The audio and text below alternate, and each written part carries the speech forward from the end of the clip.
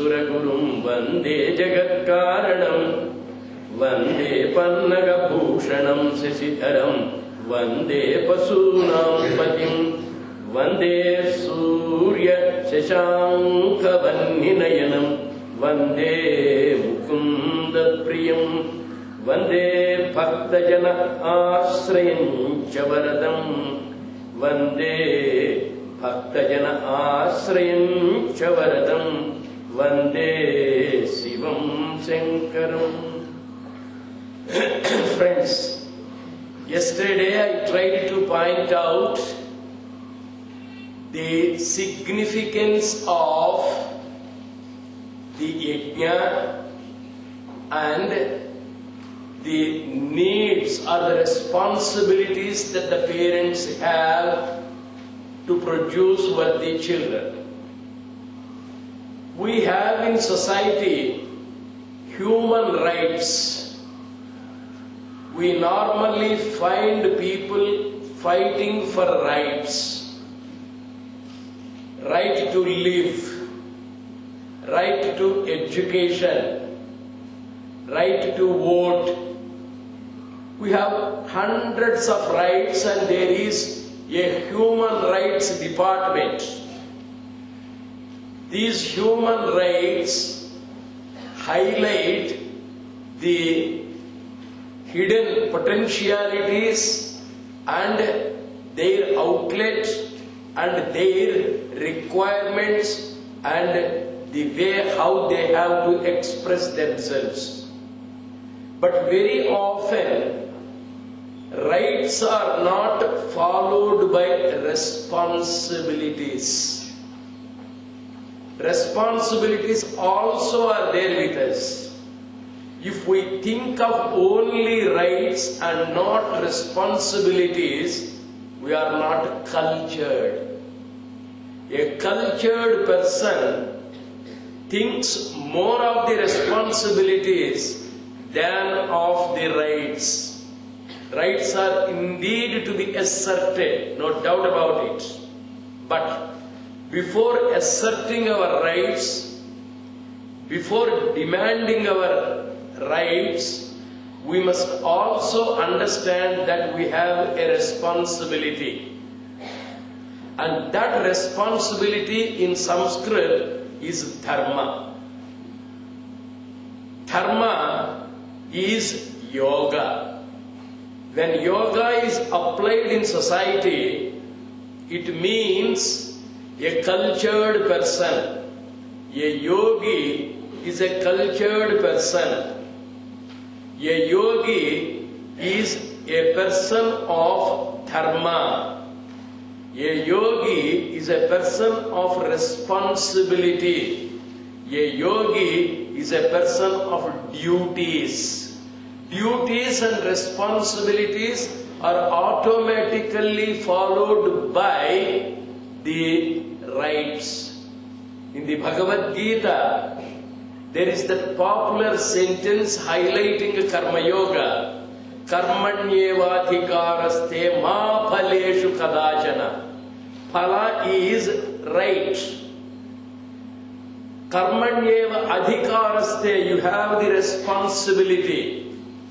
You first do your duty.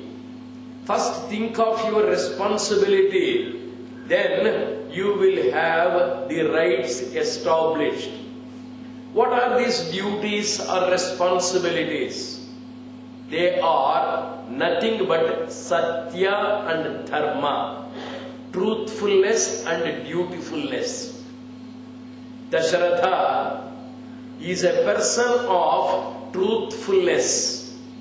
Therefore, God has chosen to be the son of Dasharatha.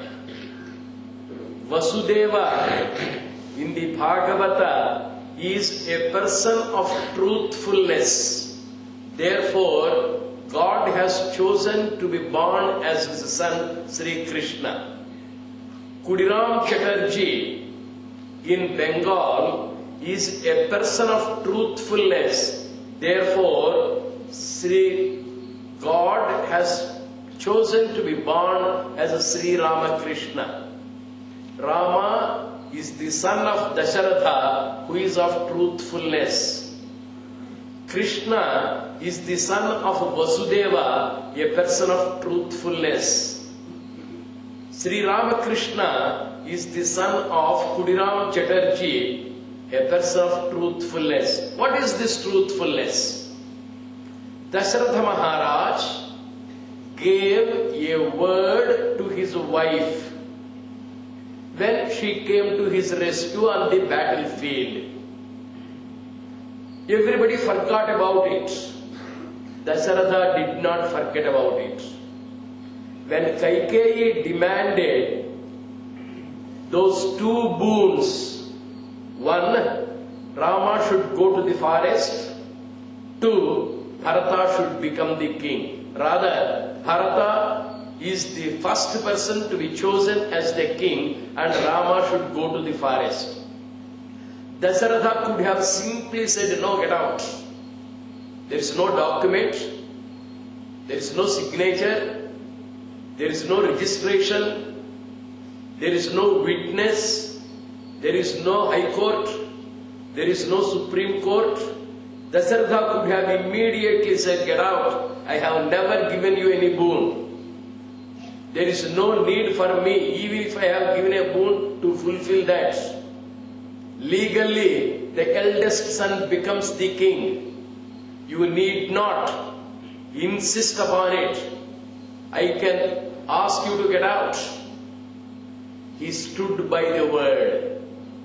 Dasharatha Maharaj was so truthful that he adhered to his own word and he fulfilled the boon.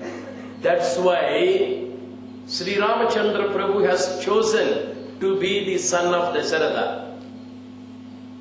Vasudeva promised Kamsa, don't kill your sister Devaki. After all, the 8th child is going to bring death to you. I shall bring all the children born to her. You can kill them if you want, but please spare your sister Devaki. After all, the invisible voice says that Kamsa will die in the hands of the 8th child. And Vasudeva has made the promise. True to his word, as soon as the first child is born, Vasudeva took the child and handed over the child to Kamsa. Kamsa was surprised. A cruel man, a Rakshasa, a demon. How truthful you are. You are prepared to lose your son. Kamsa was surprised. Such a truthful person was Vasudeva. Therefore, God has chosen to be the son of Vasudeva. Khudiram Chatterjee was a tenant in the place of a particular landlord.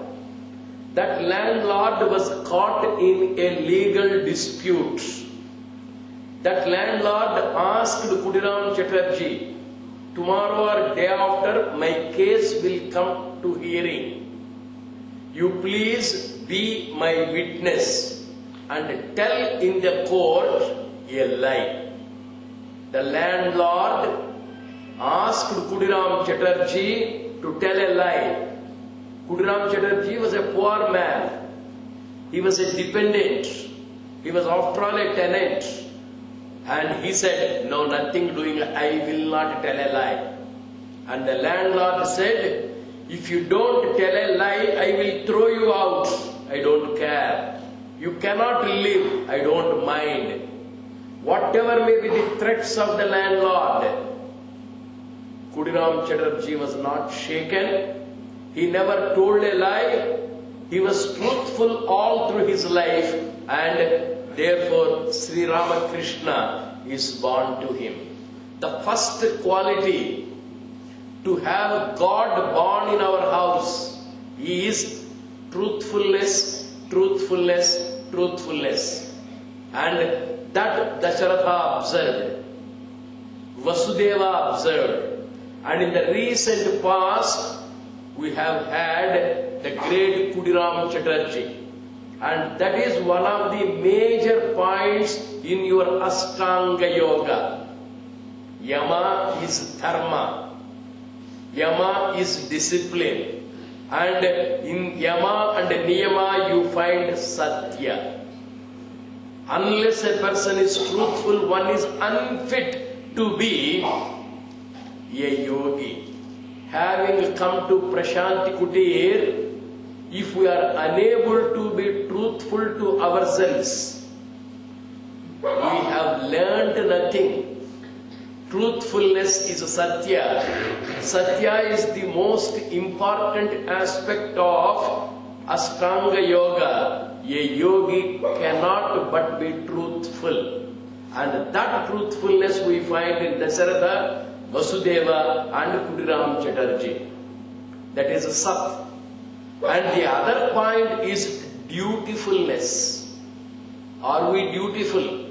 When I say Satya, there must be a little more clarification given. What we think, that we must be bold enough to speak. What we speak, we must be strong enough to execute. That is truthfulness. Consistency. The thought, word and deed must be in order. They must be in consistency, and that is truthfulness. All the three parents have observed it. In the Ramayana, you have a beautiful episode. Sri Rama used to go to the forest. As you are all aware, Kaikeyi has sought two desires, two boons. One, Bharata should become king. Two, Rama should go to forest. Then Dasaratha Maharaj says, okay, I will fulfill your desires. I am true to my word. I beg you, I request you, I appeal to you. Let Bharata be the king. I have no objection. But why do you drive away Rama to the forest? Let him be here. If not in the palace, at least let him live in Ayodhya. Why do you try to dismiss him? Why do you want him to go to the woods? Then Kaikeyi says, I am not a fool. If Rama is present, who will respect Bharata? Macaulay in India proposed English education, English habits, English traditions to be established. He wanted India to be another slavish country in brown bodies. We will have the brown body but English culture. He wanted Indians to be permanently enslaved by the Western culture. Therefore, he introduced English education, English clothes, English habits. The then stalwarts requested Macaulay, you introduce English, there is no problem. But why do you stop Sanskrit education? Why don't you allow the education of our native land, motherland, our culture? Then Macaulay said, I am not a fool. If you learn Sanskrit, do you respect English? If I allow you to have your culture, do you follow the Western culture? Your culture is great, grand. I am not a fool. In the presence of Rama, Bharata cannot shine. If Bharata is to become the king and if Rama is to be in the capital, nobody will worship Bharata. Therefore, Kaikeyi says, I am not a fool to allow Rama to stay here. Unless he gets out, Bharata will not be respected. Bharata's rule cannot be established unless the Indian culture is buried, driven away. Western culture cannot be established. Macaulay's mischievous thinking was there in Kaikeyi's mind. And finally, Dasharatha appeals. Okay, let Rama go to the woods. Let Bharata become the king. There is in his heart a fear. That fear was, he was once upon a time cursed by a rishi. And the curse was, when his children were away, when Dasharatha's children were away, he would be killed, he would die. Rama will go to the woods, Lakshmana will accompany him, Bharata and Shatrughna were not in the capital, all the 4 children will be away, and the moment they all are away, he would die. That's a curse. Long, long ago, even before the 4 children were born, Dasharatha was fond of hunting. He went on a hunting expedition. He had Shabdavedi, that is, listening to the sound, he can shoot his arrow. He heard the sound of an animal drinking water in a pond. He wanted to test his knowledge. He took the bow and arrow, he aimed it towards that particular animal, he shot it. The arrow went, it killed not the animal, but a boy collecting water. He had a pot, and the pot was dipped into the water, and the water was getting into the pot. While the water was entering the pot, it produced the sound of an animal drinking water. By mistake, the boy was killed. And the boy's parents cursed Dasharatha. You man, you killed our son. Similarly, you will also die when your children are not available with you. Now, Rama and Lakshmana are going to the forest. Bharata and Shatrughna are not available. That means Dasharatha would die. Anybody would cling to life. Dasharatha could have said, Mr. Ram, wait a minute. Don't go. Just I will take bath. I shall have my breakfast. In a briefcase, I shall keep another pair of clothes. Within 10 or 15 minutes, I am also coming to the forest. Suppose Dasharatha said it. He could have saved his life. Rama is going to the forest because it is the wish of Kaikeyi. Lakshmana said, Daddy, I am also going. Very good. Both of them are going. Then Dasharatha could have conveniently said, there is no binding.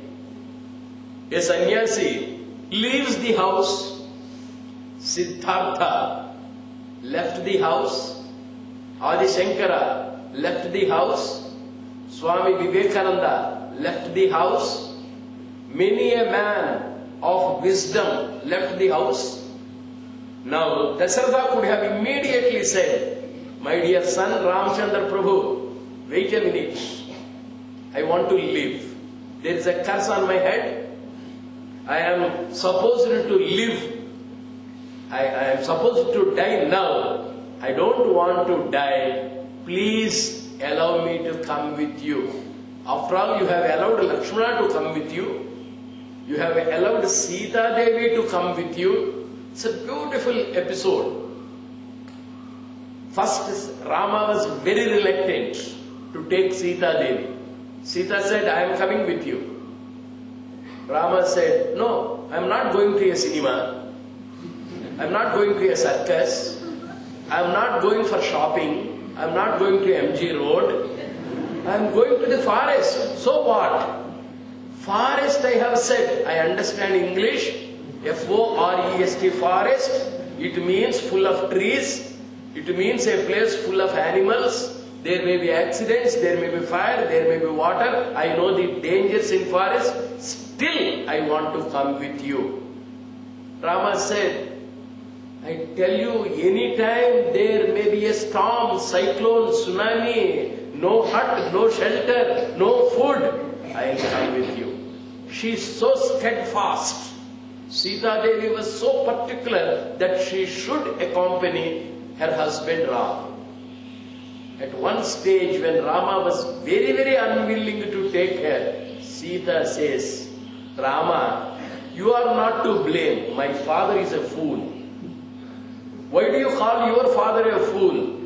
My father Janakaraj, looking at your personality, handsome, tall, large eyes, broad shoulders, he thought that you are a man. Now only I understand that you are not a man. Striya Purusha Vigraha. You are a woman in the disguise of a man. You don't have courage. You don't have strength. Why do you marry a lady when you are unable to support her? Every husband must learn. Bharta is one who bears the burden of the family. If you are unable to bear the burden of the family, one is unfit to be a husband. All husbands must be thrown out. The second most important quality of a husband is preparedness to support the wife and children. All escapists are not the worshippers of Rama. Rama himself wanted to avoid, and Sita reminded him of his responsibility. You are a Bharta. And you are a man expected to support the family. You cannot run away from the responsibilities of a husband. I am following you. Then Sri Rama had no alternative. He smiled. Come on, it's your headache. Please come. Sita came, Lakshmana came. And now you find Dasharatha Maharaj. He could have very conveniently said, suppose I am in the position of Dasharatha.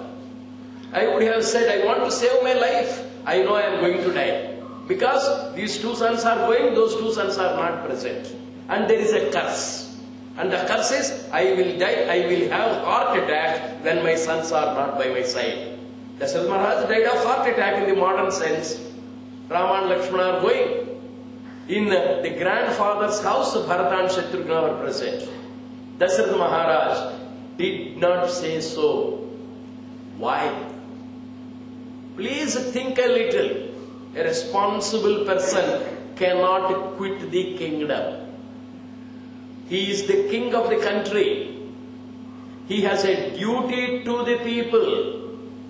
He has a responsibility of the king. You cannot simply throw away the casual leave letter and run away.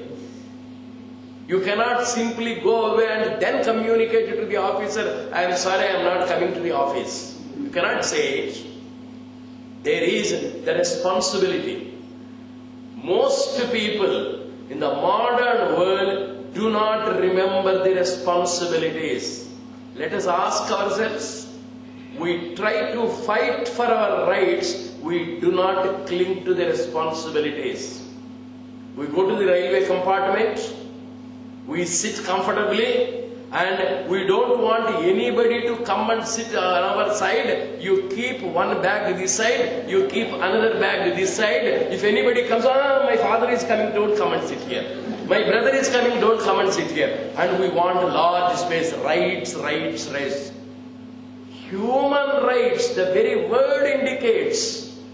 Humane means kindness. Humane means concern. You have a responsibility because you are a human being. You have a heart. The heart has the concern. When a man comes and wants to sit by the side of you, how can you keep your luggage? Ask him to get out. We don't want anybody to disturb our peace. We speak wonderful philosophy from the platforms. In India, we preach. And in the Western world, perhaps they practice. We are insisting upon the rights, forgetting our responsibilities. India is a land of dharma. India is a land of yoga. India is a land of Satya. Once upon a time, great stalwarts like Rama and Dasharatha were present. Rama did adhere. How wonderful. I do not want. Can you expect that? Rama says, I don't want the kingdom. Bharata says, I don't want the kingdom. He renounces. At one stage, the argument was going on. When Bharata was putting forth his argument, Rama, you are the eldest son, people want you, therefore you be the king. Rama tells Bharata, no, you are chosen by the parents, you are a worthy person, you please be the king. Both of them are arguing. At one stage, Vasishtha was confused. When Bharata, the great lawyer, was speaking, true, he is right. When Rama was speaking, yes, he is right. He was unable to decide. Rama gives the clarification. When two paths are equally powerful, both the sides are wonderful.